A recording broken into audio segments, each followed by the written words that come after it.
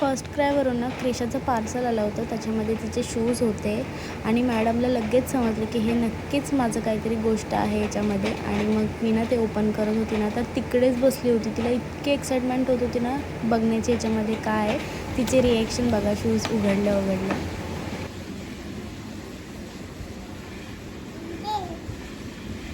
Wow, माझ्या पिलेचं shoes आवडलं तिला? छान आहे, छान आहे मम्मा, छान आहे, छान आहे. दे मम्माला. तिला इतके जास्त आवडले ना शूज की माझ्या मागे लागले की मम्मा मला घाल. मग तिला ते शूज घातले आणि घरभर फिरत होती. आणि आज मँगोची आईस्क्रीम बनवायला घेतली होती. म्हटलं रात्रीपर्यंत मस्त होईल आईस्क्रीम.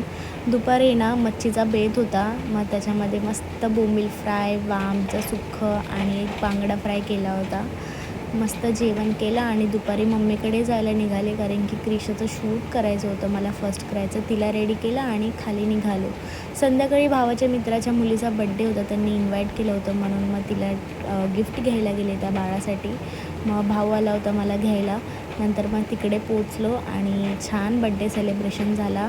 तिचं नाव रियांशी आहे. तिने केक वगैरे कट केला. क्रिशा पण एन्जॉय करत होती खूप. असं संपवला आजचा दिवस.